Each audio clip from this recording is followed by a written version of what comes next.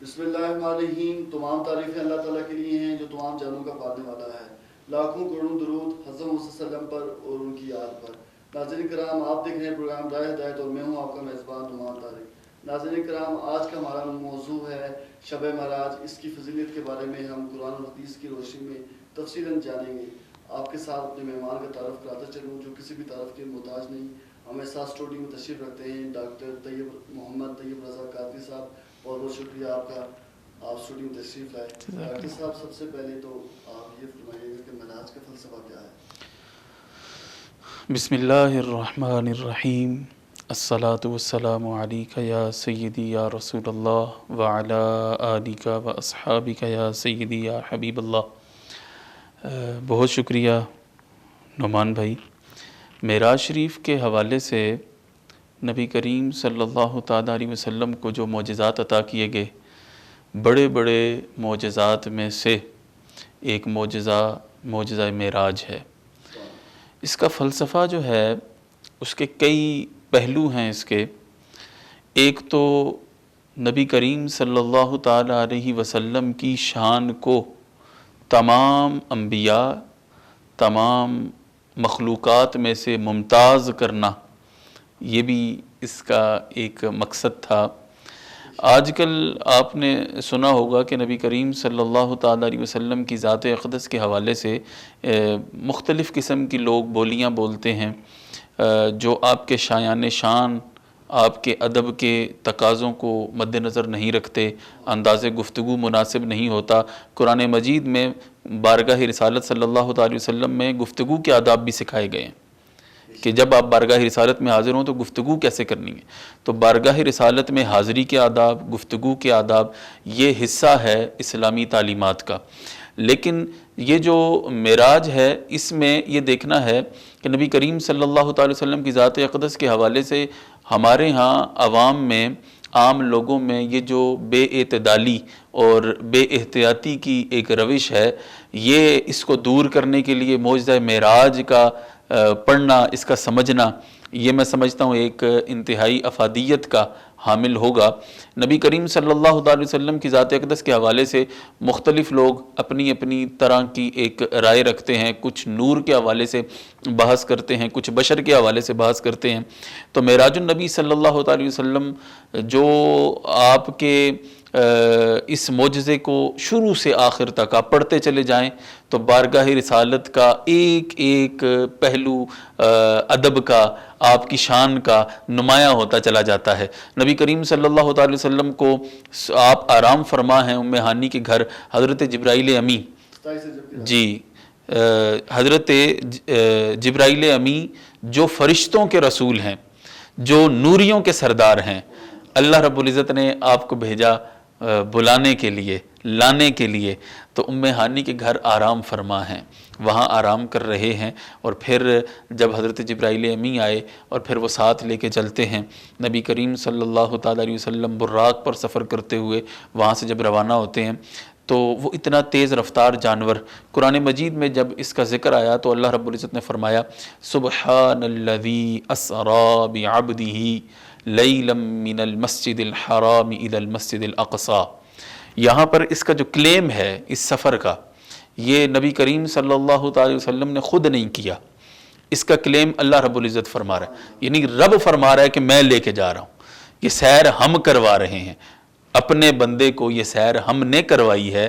تو یہاں پر یہ کلیم بارگاہ رب العزت نے کیا ہے۔ تو اس سفر کے جس پہلو پر کوئی بندہ اعتراض کرے اور اسے یوں محسوس ہو کہ یہ اختیار میں نہیں ہو سکتا، تو یہاں پر اختیار کی بحث یوں ہی ختم ہو جاتی ہے کہ یہ اختیار اللہ رب العزت کا ہے، اور اللہ رب العزت نے خود یہ سفر کروایا ہے۔ اور پھر بارگاہ رسالت کا دوسرا پہلو ادب کا آپ دیکھیے، اور آپ کی شان کو ممتاز کرنے کا یہ جو سفر معراج سامان ہمیں مہیا کرتا ہے وہ کیا ہے کہ یہاں سے جب چلے تو جب آپ پہنچتے ہیں مسجد اقصی میں، وہاں پر یہ مخلوقات میں جو سب سے افضل ہے اللہ کی مخلوق، تمام انبیاء اور رسول موجود ہیں، وہاں سے پھر وہاں پہ آپ نے امامت کروائی۔ پھر اس سے جب آگے سلسلہ جاتا ہے، آپ آسمانوں کی طرف جب آپ پرواز شروع کرتے ہیں تو وہاں پر یہ دیکھیے کہ اب نوری مخلوقات ہیں، فرشتے ہیں، ان سے بھی بلند ہوتے ہوتے ایک مقام آتا ہے سدرۃ المنتہا، وہاں پر جب آپ نے پرواز شروع کی نا زمین سے، تو جتنے خاکی تھے، جو عام مخلوق تھی، وہ سب نیچے رہ گئے اور رسول اللہ ان سے بلند ہو گئے. اور جب آپ سدرۃ المنتہا پہنچے تو پھر نوریوں کے سردار حضرت جبرائیل علیہ السلام وہاں ٹھہر گئے، میرے آقا اس سے بھی آگے بلند چلے گئے. تو یہ جو اب جو یہ سمجھتے ہیں، جو اس پر بضد ہیں کہ بشر اگر ہمارے جیسے ہیں تو جہاں سب بشر عاجز آ گئے، تاجدار کائنات اس سے بلند چلے گئے. جہاں سب نوری ٹھہر گئے تو تاجدار کائنات اس سے بھی بلند چلے گئے. تو یہ اس میں پیغام یہ ہے کہ نبی کریم صلی اللہ تعالی علیہ وسلم کی جو حقیقت ہے وہ نہ تو صرف بشر ہے، نہ صرف نور ہے، بلکہ حقیقت محمدی دراصل جاننے والی ذات اللہ کی ہے. تو یہ حقیقت محمدی اس سے بہت بلند چیز ہے. بشریت بھی نیچے رہ گئی، نور بھی نیچے رہ گیا. حقیقت محمدی کی یہ آپ کے اوصاف ہیں کہ آپ بشر بھی ہیں، نور بھی ہیں، حقیقت نہیں ہے. یہ آپ کی ذات کے اوصاف ہیں، جہاں ہزاروں کمالات اور شان عطا کی. بشر ایسے کہ خیر البشر، بشر ایسے کہ تمام بشریت کے سردار، پھر نور ایسے کہ تمام نورانیت کے سردار، نوریوں کے سردار. اور پھر جب اس سے بھی بلند گئے تو پھر حقیقت محمدی کا جو جلوہ ہے وہ اللہ رب العزت کے ہاں جب ملاقات ہوئی تو وہ محبوب و محب کی ملاقات میں ہی حقیقت محمدی عیاں تھی. تو یہ تمام امت کو یہ بتانا مقصود تھا کہ نبی کریم صلی اللہ تعالی وسلم کی شان بہت ممتاز ہے. اور یہ اس کے فلسفے میں اور بھی کوئی دیکھیں جتنے بھی واقعات ہیں، جتنے معجزات ہیں، وہ کفار نے، مشرکین نے ڈیمانڈ کیے کہ جی چاند کے ٹکڑے کر دیں تو ہم کلمہ پڑھ لیں گے، یا کہیں پر مومنین کی طرف سے حضرت مولا علی المرتضیٰ شیر خدا کرم اللہ تعالی وجہ الکریم کی نماز سے لی جاتی ہے تو آپ دعا کے لیے ہاتھ اٹھاتے ہیں، سورج الٹے پاؤں دوڑ کے حاضر ہوتا ہے. اور یہ جتنے بھی کنکر، ابو جہل آتا ہے کہ جی کنکر کلمہ پڑھ لے تو میں مسلمان ہو جاؤں گا. یعنی ہر بندہ کلیم کر رہا ہے، ڈیمانڈ کر رہا ہے. سفر معراج میں کسی کی ڈیمانڈ نہیں ہے، یہاں پر اللہ بتانا چاہتا ہے کہ میرے محبوب کا مقام کیا ہے. ڈاکٹر صاحب یہ بتائیے گا کہ کون کون سی سواریاں تھیں جن پہ آپ نے سفر کیا، اس اور کون کون سے لوگ، کون کون سے اسباب میں؟ نبی کریم صلی اللہ تعالیٰ علیہ وسلم نے جب سفر کا آغاز کیا تو اللہ رب العزت نے حضرت جبرائیل امی کو حکم دیا کہ آپ براق لے جائیں. براق کے سفر کے بعد براق، وہاں پہ براق بہت سارے تھے. اس میں اب سیرت نگار لکھتے ہیں کہ ایک براق جو تھا وہ دیکھنے میں بڑا کمزور محسوس ہوتا تھا اور وہ اتنا توانا نہیں تھا. اور ظاہر ہے ہر براق کی یہ خواہش ہوگی کہ تاجدار کائنات ہم پر سواری کریں، لیکن وہ کچھ اس حوالے سے زیادہ پر امید نہیں تھا کہ میری صحت اس چیز کی اجازت نہیں دیتی کہ مجھے اس کام کے لیے چنا جائے. لیکن حضرت پھر قسمت دیکھیے، وہ لجپال بارگاہ ہے. حضرت جبرائیل امی علیہ السلام اسی براق کو لے کر آپ کی بارگاہ میں حاضر ہوئے اور آپ کے ساتھ سفر کا آغاز ہوا. اور پھر مسجد اقصیٰ میں پہنچے، پھر آسمانوں کا سفر ہوا، وہاں پہ رف رف پہ آپ، پھر اس سے آگے پرواز رف رف پہ ہوئی، پھر تخت آ گیا. یہاں تک کہ یہ جتنے بھی ذرائع ہیں جن سے آپ سفر کرتے گئے، یہ ذرائع جو ہیں یہ دراصل نبی کریم صلی اللہ تعالی علیہ وسلم کی ضرورت نہیں تھے، یہ ذرائع تھے بتانے کے لیے. حضرت شیخ سعدی فرماتے ہیں بلغ العلا بکمالہ، کہ تاجدار کائنات علیہ الصلوۃ والسلام نے جو سفر فرمایا وہ اللہ رب العزت نے آپ کو جو کمال عطا کیا تھا اس کمال سے آپ اپنے عروج پر گئے. تو یہ جو ذرائع تھے یہ ذرائع اللہ کی طرف سے عطا کردہ تھے، لیکن یہ بات سمجھنے کی ہے کہ تاجدار کائنات اس سفر کے لیے ان ذرائع کے محتاج نہیں تھے، بلکہ یہ تاجدار کائنات علیہ الصلوۃ والسلام نے ان چیزوں کو یہ شرف عطا کیا کہ آپ ان پر سواری کر کے آگے تشریف لے گئے. یہ بھی بتانا میرے خیال سے ہوگا کہ یہ روحانی نہیں تھا بلکہ جسمانی تھا. جی، اس میں ہمارا عقیدہ یہ ہے کہ نبی کریم صلی اللہ تعالی علیہ وسلم کو جو سفر معراج ہوا وہ جسمانی ہے، روح اور جسم کے ساتھ آپ نے یہ سفر فرمایا ہے. اس میں دو تین چیزیں، ایک تو یہ ہے کہ ہمارا عقیدہ یہ ہے کہ یہ خواب میں نہیں تھا، حالت بیداری میں تھا. پھر یہ روحانی نہیں تھا. نشانی یہ بھی ہے کہ وہ رف رف پہ گئے ہیں، اس کے بعد وہاں سے وہ براق آتا ہے. جی میں عرض کرتا ہوں، اس میں یہ ہے کہ ایک تو یہ ہے کہ روحانی صرف روحانی نہیں تھا بلکہ روح اور جسم کے ساتھ آپ کو اللہ نے یہ معجزہ عطا فرمایا ہے۔ جو احباب یہ کلیم کرتے ہیں کہ نبی کریم صلی اللہ تعالیٰ علیہ وسلم کو یہ سفر خواب میں ہوا، وہ ان کے نزدیک بہت ساری چیزیں ایسی ہیں جس میں ایک لاجک یہ بیان کی جاتی ہے کہ چونکہ یہ ایک عملی طور پر ممکن نہیں ہے، تو قرآن کریم کی جو نص ہے سورہ بنی اسرائیل کی پہلی آیت 15ویں پارے کی پہلی آیت، سبحان الذی اسری بعبدہ، یہ جو سفر ہے اللہ رب العزت نے، میں نے عرض کیا نا کہ اللہ نے خود اس کا ذمہ لیا ہے کہ تم یہ سمجھتے ہو نہیں سکتا، بھئی جسمانی ماننے میں یہ مسئلہ بھی ہو نہیں سکتا، تو رب فرماتا ہے کہ میں نے کروایا۔ پھر دوسرا یہ کہ روحانی ہے یا جسمانی، وہ یہ کہتے ہیں کہ یہاں پہ روحانی، یہ جو لفظ عبد ہے نا، بعبدہ، عربی کے اندر عبد بولا جاتا ہے۔ بعض لوگ اس عبد کو نور کے مقابل لاتے ہیں کہ دیکھیں جی عبد کہا معنی یہ کہ نور نہیں ہے، تو ایسا نہیں، عبد نور کے مقابل نہیں ہے بلکہ عبد تو مولا کے مقابل ہے۔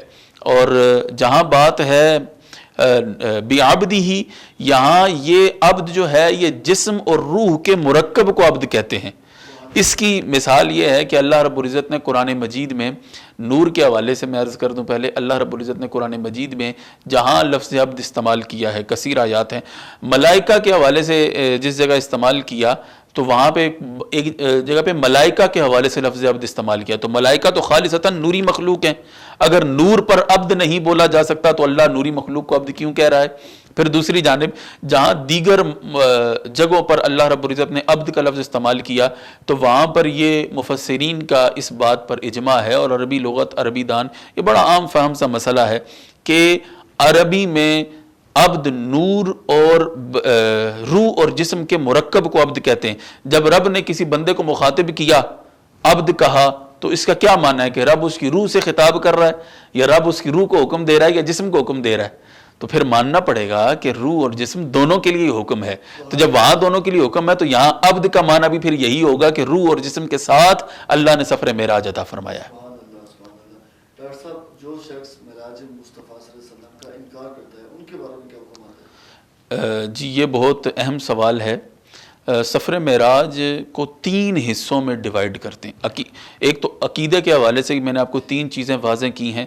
نمبر 1 یہ ہے کہ نبی کریم صلی اللہ تعالیٰ علیہ وسلم کو سفر حالت بیداری میں ہوا۔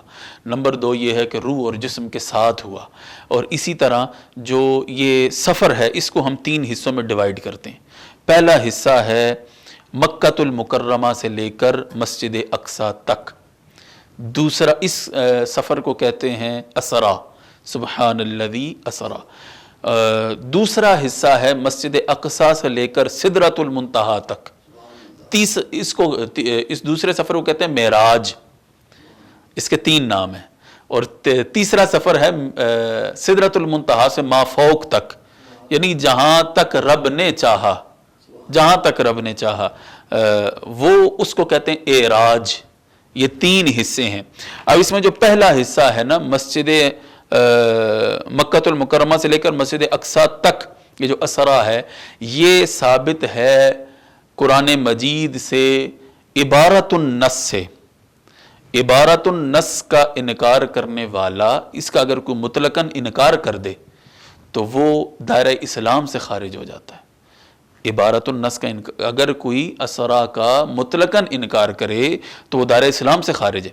دوسرا جو ہے وہ نبی کریم صلی اللہ جو معراج اور اعراج ہے، یعنی مسجد اقصی سے سدرۃ المنتہا تک اور سدرۃ المنتہا سے پھر ما فوق تک، یہ جو سفر ہے اس میں قرآن مجید کی بعض آیات سے، اشارت النص سے یہ چیزیں ثابت ہیں اجمالاً۔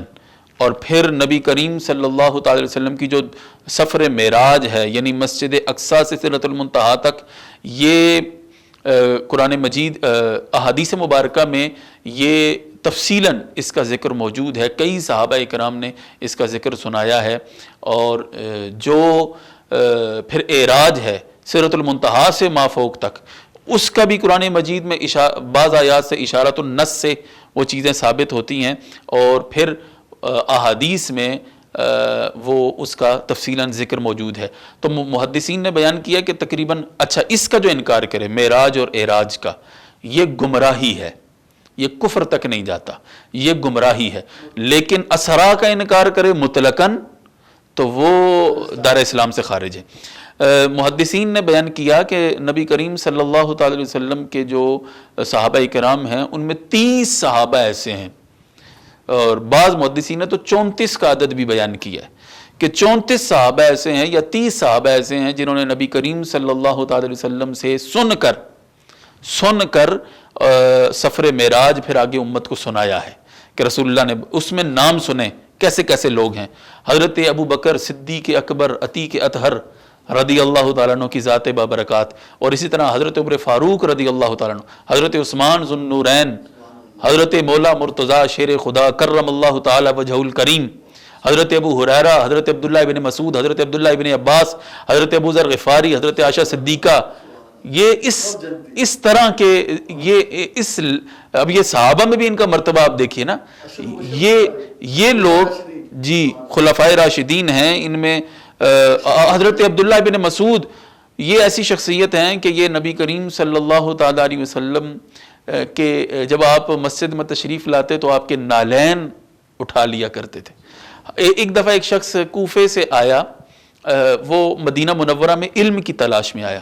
تو جب مدینہ منورہ پہنچا تو حضرت ابو ہریرہ مسجد سے باہر آ رہے تھے، تو سلام کیا اور کہا کہ میں حصول علم کے لیے مدینے آیا ہوں. تو آپ نے فرمایا کہ وہ نالین اٹھانے والا علم سمیٹ لے گیا ہے. تو یعنی حضرت عبداللہ ابن مسعود کا صحابہ میں آپ کا بڑا علمی مقام ہے، بڑا علمی مرتبہ ہے. اور وہ کیسے تھا؟ حضرت عبداللہ ابن مسعود نبی کریم صلی اللہ تعالی وسلم جب تشریف لاتے تو آپ کے نالین اٹھا لیتے اور گود میں رکھ لیتے. نماز پڑھتے ہوئے وہ یہ اپنے بازوؤں پر نالین رکھ لیتے اور یوں رکھ کے کبھی کبھی نبی کریم صلی اللہ علیہ وسلم مسجد نبی میں تشریف لاتے، نالین یوں بازو میں رکھ کر تو اسے سینے سے لگا لیتے. تو یہ جو علم کا نور سینے میں آیا ہے یہ نالین مصطفیٰ کی خیرات ہے جو حضرت عبداللہ بن مسعود کو عطا ہوئی ہے. تو یہ بھی اللہ تعالیٰ کی ایک شان ہے. اور پھر اس میں جو میں ایک ضمنی بات آ گئی دیدار الہی کے حوالے سے، اگر آپ اجازت دیں تو میں تھوڑا سا عرض کر دوں. بخاری شریف میں حدیث مبارکہ ہے، حضرت امام بخاری ایک حدیث لے کر آئے ہیں کہ حتی جاء سدرۃ المنتہا دن الجبار رب العزہ فتدلا حتی کان منہ قاب قوسین او ادنی. آپ نے فرمایا کہ جب سدرۃ المنتہا سے نبی کریم صلی اللہ علیہ وسلم اوپر گئے تو اللہ رب العزت اپنی شان کے مطابق اپنے محبوب کے قریب ہوا. پھر اتنا قرب بڑھا کہ جس طرح ایک کمان کے 2 سرے او ادنا، بلکہ اس سے بھی زیادہ قریب ہو گئے. اچھا، ایک مسلم شریف کی ایک روایت ہے، عبداللہ ابن شقیق، یہ بڑے مشہور تابعی گزرے ہیں. وہ کہتے ہیں کہ میں نے ایک مرتبہ حضرت ابو ذر غفاری رضی اللہ تعالیٰ عنہ سے سوال کیا. میں نے ان سے کہا کہ لو رأیت رسول اللہ صلی اللہ تعالیٰ علیہ وسلم سألتہ، کہ اگر میں تاجدار کائنات جان کائنات کریم آقا صلی اللہ تعالیٰ علیہ وسلم کی زیارت کرتا تو میں ان سے سوال پوچھتا. حضرت ابو ذر غفاری رضی اللہ تعالیٰ عنہ کہتے ہیں کہ آپ کہتے ہیں ان ای شیئن، آپ کس بارے میں ان سے سوال کرتے؟ تو وہ کہتے کہ میں یہ پوچھتا کہ حل رأیت ربک، حل رأیت ربک، کہ کیا آپ نے اپنے رب کی زیارت کی تھی؟ حضرت ابو ذر غفاری رضی اللہ تعالیٰ عنہ کہتے ہیں کہ آپ یہ کہتے ہیں کہ اگر میں ملاقات کرتا تو میں یہ سوال پوچھتا. اللہ نے ہمیں یہ سعادت دی ہے کہ ہم رسول اللہ کے ساتھ بیٹھے ہیں، آپ کی صحبت میں رہے ہیں، آپ کی زیارت کی ہے، اور جو سوال آپ پوچھنا چاہتے ہیں یہ ہم نے تاجدار کائنات سے پوچھا تھا. ہمارے آقا نے فرمایا رأیت نوراً، جان لو میں نے اپنے رب کو دیکھا، وہ نور ہے. تو یہ دیدار الہی جو ہے، اور پھر اس میں کیا کمال ہے کہ اللہ رب العزت نے آپ کو یہ شان دی. یعنی یہ سفر معراج اتنا لطیف ہے کہ اس کے جس پہلو پر بات کرتے چلے جائیں لطف دوبالا ہوتا چلا جاتا ہے.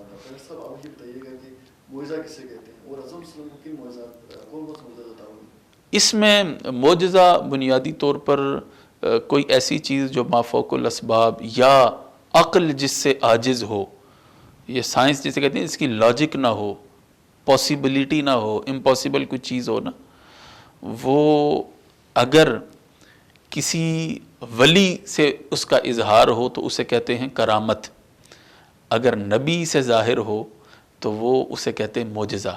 اور یقیناً یہ اللہ کی طاقت سے، اللہ کے اذن سے، اللہ کی اس کے اصل طاقت جو ہے وہ اللہ کی ہوتی ہے. اللہ اپنے بندوں کو یہ طاقت عطا کرتا ہے، اپنے رسولوں کو معجزات عطا کرتا ہے. اب مختلف قسم کے جب برس کی بیماری لا علاج تھی تب انبیاء کو برس کی بیماری کا علاج دیا گیا. حضرت عیسیٰ علیہ السلام مادر ذات جو پیدائشی اندھے ہیں، آپ ان پر اپنا ہاتھ پھیرتے ان کی آنکھیں آ جایا کرتی تھی، مردے زندہ ہو جاتے تھے. اور پھر اسی طرح حضرت موسیٰ علیہ السلام کے دور میں جادوگری بڑے عروج پر تھی، وہ رسیاں پھینکتے تو وہ جناب والا سانپ بن جاتے.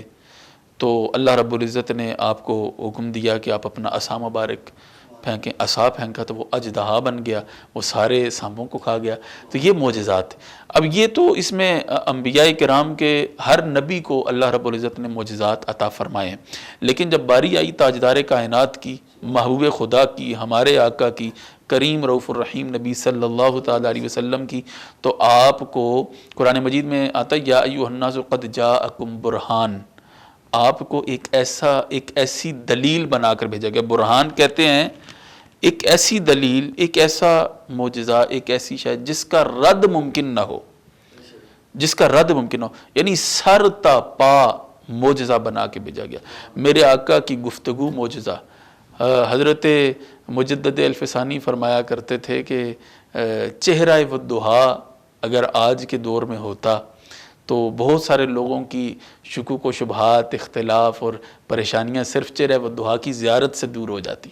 یعنی حضور کا چہرہ معجزہ، آپ کا حسن معجزہ، آپ کی نگاہ معجزہ، آپ کی گفتار معجزہ، آپ کا انداز معجزہ، آپ کا چلنا معجزہ، آپ کا غار میں جانا معجزہ، آپ کی پیدائش، آپ کا جناب والا سفر، آپ کی جنگ، آپ کی تمام معاملات زندگی جو ہیں وہ ہر پہلو، زندگی کا ہر پہلو اللہ رب العزت نے آپ کو سراپا معجزہ بنا کر بھیجا ہے. اور آپ خاتم النبیین، قیامت تک کے فطروں کا احاطہ. نبی کریم صلی اللہ تعالی وسلم کی وہ 23 سالہ زندگی جس میں آپ نے نبوت کا اظہار فرمایا، تبلیغ فرمائی، تبلیغ دین فرمائی، معجزات کا اظہار کیا، وہ قیامت تک کے مسائل کو محیط ہے. اب مسجد اقصیٰ میں جو آپ نے محمد کروائی تھی، کون کون سے انبیاء کی سوال سے تفصیل فرمایا؟ مسجد اقصیٰ میں دیکھیں یہ بھی ایک بڑا لطیف پہلو ہے، دیدار الہی بھی اور یہ بھی مسجد اقصیٰ والے، یہ دو پہلو معراج شریف کے بڑے اہم ہیں. مسجد اقصیٰ کے حوالے سے نبی کریم صلی اللہ تعالیٰ علیہ وسلم کو آپ کی بعثت سب سے آخر میں ہوئی، آخری نبی ہیں. اور انا خاتم النبیین لا نبی بعدی ما کان محمد ابا احد من رجالکم ولکن رسول اللہ وخاتم النبیین. اور وہیں پہ یہ روایت بھی ہے کہ اول ما خلق اللہ نوری، اللہ نے سب سے پہلے مجھے اپنے نور سے تخلیق فرمایا ہے. تو اور پھر جتنے انبیاء آئے ان میں اب یہ سوال کرتے ہیں لوگ کہ جی پہلے تھے یا بعد میں آئے یا کیا ہوا. اور پھر فضیلت اور مرتبے کے اعتبار سے تو میرے امام اہل سنت، مجدد دین و ملت، کشتہ عشق رسالت حضرت امام احمد رضا خان علیہ رحمہ، آپ فرماتے ہیں قصیدہ معراج کے اندر کہ نماز اقصیٰ میں تھا یہی سر کہتے ہیں راز کو، نماز اقصیٰ میں تھا یہی سر. کہتے ہیں نماز اقصیٰ میں جو راز بیان کرنا تھا نا اللہ نے، وہ یہ ہے کہ عیاں ہو مانا اول آخر، کہ پہلے کون ہے بعد میں کون ہے، اس کی وضاحت اور پھر مرتبے اور مقام کا لوگوں کو سمجھانا یہ مقصود تھا. نماز اقصیٰ میں تھا یہی سر، عیاں ہو مانا اول آخر، یعنی وہ تمام انبیاء اور رسول 1,24,000 کو پیش تمام انبیاء حاضر ہیں، سب موجود ہیں. نماز اقصیٰ میں تھا یہی سر، عیاں ہو مانا اول آخر، کہ دست بستہ ہیں پیچھے حاضر، کہ وہ جو سلطنت آگے کر گئے تھے، کہ وہ جن کو پہلے سلطنتیں عطا کی، جب محبوب کائنات کی باری آئی تو سارے ہاتھ باندھے رسول اللہ کے پیچھے کھڑے ہیں. یہ بھی معجزہ معراج میں یہ بھی ایک معجزہ ہے، یہ اس کی جزیات، یعنی میں نے آپ کو کہا نا ایک ایک لمحہ آپ کو معجزہ. ڈاکٹر صاحب یہ بھی فرماتے ہیں کہ جو انعامات کو ملیں اور اس پہ جو نماز کا جو تحفہ تھا وہ بھی. جی جو انعامات دیکھیں جی، انعامات کے حوالے سے تو نبی کریم صلی اللہ تعالی وسلم کا سارا سفر ہی انعامات سے بھرپور ہے، لیکن جو سب سے بڑا انعام ہے وہ دیدار الہی ہے. میرے آقا نے فرمایا رأیت ربی فی احسن صورہ، میں نے اپنے رب کو بہت حسین صورت میں دیکھا ہے. اور پھر یہ سب سے بڑا انعام ہے. اور پھر اعلیٰ حضرت نے فرمایا نا تبارک اللہ شان تیری، تجھی کو زیبا ہے بے نیازی، کہیں تو وہ جوش لن ترانی، کہیں تقاضے وصال کے تھے. یعنی حضرت موسیٰ علیہ السلام جب دیدار کی خواہش ظاہر کرتے ہیں تو رب فرماتا ہے اے میرے کلیم، اے میرے موسیٰ، آپ زیارت نہیں کر سکتے. کہیں لن ترانی خود فرماتے ہیں، کہیں تقاضے وصال کے تھے، کہیں اللہ کے نبی، اللہ کے پیارے نبی، بڑی فضیلت و مرتبے والے کلیم موسیٰ کلیم اللہ زیارت کے لیے حاضر ہوتے ہیں کوہ طور پر کہ اے اللہ میں تیری زیارت کرنا چاہتا ہوں، تجھے دیکھنا چاہتا ہوں. تو وہاں پہ اللہ رب العزت فرماتے ہیں کہ ابھی نہیں، آپ دیکھ نہیں سکتے. اور کہیں یہاں پر محبوب کائنات ام ہانی کے گھر آرام فرما رہے ہوتے ہیں، حضرت جبرائیل کو بھیجا جاتا ہے کہ میرے محبوب کو لے آؤ کہ ہم اپنے دیدار کے جلوے انہیں دکھانا چاہتے ہیں. تو یہ اعلیٰ حضرت نے فرمایا تبارک اللہ شان تیری، یہ سب سے بڑا انعام ہے. معجزہ معراج میں سب سے بڑا انعام دیدار الہی، تبارک اللہ شان تیری. اور پھر کہاں لے کے گئے، کہاں جناب والا وہی ہے اول، وہی ہے آخر، وہی ہے باطن، وہی ہے ظاہر. اسی کے جلوے، اسی سے ملنے، اسی سے اس کی طرف گئے تھے. تو یہ جو خوبصورت سفر ہے اس میں سب سے. اور پھر جب وہاں گئے تو وہاں پہ یہ دیکھیں نا، یہ جو چیزیں ہیں رائٹ لیفٹ یہ دائیں بائیں مشرق مغرب شمال جنوب اوپر نیچے، یہ جتنی جہتیں ہیں یہ جہتیں بھی مکان کا حصہ ہیں. ایک جگہ ہے مکان، ایک ہے لا مکان. لا مکان میں یہ جہت نہیں ہے، یہ جہت نہیں. اعلیٰ حضرت نے فرمایا جہت کو یہاں پڑے ہیں لالے، کسے بتائے کدھر گئے تھے. اور کمان امکان کے جھوٹے نکتوں، تم اول آخر کے پھیر میں ہو، محیط کی چال سے تو پوچھو کدھر سے آئے کدھر گئے تھے. کون بتائے بھی رائٹ گئے لیفٹ گئے اوپر گئے کہاں گئے، جہاں یہ سب کچھ ہے ہی نہیں. عقل عاجز ہے. لا مقام ہے. اور پھر اپنے رب کی زیارت کی سب سے بڑا انعام ہے. پھر ایک انعام جو جس کا اظہار مقصود تھا وہ یہ تھا کہ آپ نے جناب جو مسجد اقصیٰ کے اندر انبیاء کی امامت فرمائی ہے. اس کے بعد تحفہ نماز ہے، اس پہ میں ابھی عرض کرتا ہوں. اور اس سے پہلے ایک شفاعت کبریٰ، آپ کو ایک جو شفاعت کبریٰ اللہ رب العزت نے عطا فرمائی، یعنی امت کی بخشش. وہاں جا کر بھی آپ نے امت کی بات کی. اللہ رب العزت سے جب ملاقات ہوئی تو آپ نے امت کی بات کی. تو پھر امت کے لیے اللہ رب العزت نے آپ کو جو انعامات عطا فرمایا اس میں شفاعت کبریٰ ہے. اب شفاعت کبریٰ کے حوالے سے یہ ایک علیحدہ مستقل ٹاپک ہے، مگر مختصراً یہ عرض کر دوں کہ قیامت کے دن اللہ رب العزت اپنے محبوب کو یہ اختیار دے گا کہ وہ جسے چاہیں کیٹیگری تک فرمائیں گے، جسے چاہیں. ایک روایت میں یہاں تک کے الفاظ ہیں کہ اے میرے محبوب جس نے زبان سے لا الہ الا اللہ کہا اور اس پر قائم رہا، آپ اسے بھی جنت میں لے جائیں. یعنی اس لیول تک جو وہ لوگ جو جہنم میں جل رہے ہوں گے، میرے آقا انہیں جہنم سے نکال کر جنت عطا فرمائیں گے. یہ ہے، یہ بھی آپ کو تحفہ عطا ہوا. اور پھر نماز کے حوالے سے نماز کی بڑی اس کی جو تحفہ نماز عطا ہوا امت کے لیے یہ بڑا اہم ہے. بخاری شریف کے اندر بھی ایک حدیث پاک موجود ہے، مسلم شریف کے اندر بھی ایک حدیث پاک موجود ہے کہ آپ کو 50 نمازوں کا تحفہ عطا ہوا. اب تشریف لائے، حضرت موسیٰ علیہ السلام سے راستے میں ملاقات ہوئی تو انہوں نے عرض کی کہ میں اپنی امت کا سخت سے سخت اس بارے میں امتحان لے چکا ہوں، وہ نہیں پڑھ سکے تو آپ کی امت بھی یہ نہیں پڑھ سکے گی. آپ دوبارہ اپنے رب کی بارگاہ میں لوٹ جائیے اور پھر اس میں تخفیف کروائیے۔ اب بخاری شریف میں آتا ہے کہ 10 کر کے نمازیں کم ہونا شروع ہوئی، مسلم شریف میں ہے 5 کر کے کم ہونا شروع ہوئی، یہاں تک کہ 5 رہ گئی۔ اور پھر جب 5 رہ گئی تو حضرت موسیٰ علیہ السلام نے پھر فرمایا، پھر عرض کی کہ اے تاجدار کائنات، آپ اس میں بھی تخفیف کروائیے کہ یہ بھی نہیں پڑھ سکیں گے۔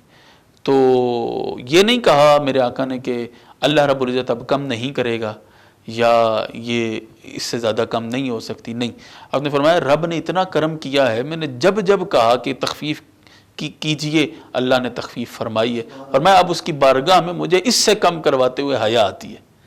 تو فرمایا جو اب یہ 5 بھی نہ پڑھے، جو پڑھے گا 5 ثواب ملے گا 50 کا، اور جو یہ 5 بھی نہ پڑھے اس کے لیے فرمایا وہ ہم میں سے نہیں۔ تو یہ پڑھے گا 5 ثواب 50 کا، یہ بھی تحفہ معراج ہے، یہ ہمیں امت کے ہر فرد کو معراج کی رات جو تحفہ ملا، اسی لیے ایک حدیث فرمایا الصلاۃ معراج المومن، کہ نماز مومن کی معراج ہے۔ تو یہ ہماری یہ جو ایک نماز 5 نمازیں پڑھی اور 50 کا ثواب ملا، یہ بھی ہمیں تحفہ معراج اللہ رب العزت نے نبی کریم صلی اللہ علیہ وسلم سے ملاقات کے دوران ہمیں امت محمدی ہونے کے ناطے ہمیں یہ تحفہ عطا فرمایا ہے۔ اور اس طرح کثیر تحفے ہیں، لیکن یہ مین چیز، سب سے اہم چیز جو سب سے ممتاز ہے وہ دیدار الہی ہے، نماز کا۔ لیکن جو تمام مخلوقات میں سب سے ممتاز ہے، جو کسی مخلوق کو جو نصیب نہیں ہو سکا، وہ دیدار الہی ہے۔ وہ بطور خاص ممتاز کر کے، یعنی نبی کریم صلی اللہ تعالی وسلم کا ایک آپ کا مقام لوگوں کو بتانا کہ میرے محبوب وہ ہیں کہ جنہوں نے مجھے دیکھا ہے۔ تو یہ دیدار الہی سب سے عظیم تحفہ ہے سفر معراج کا۔ ڈاکٹر صاحب آخر میں یہ فرمائے گا کہ شب معراج کے دن کون سی باتیں کرنی چاہیے، کیا روزہ رکھنا چاہیے؟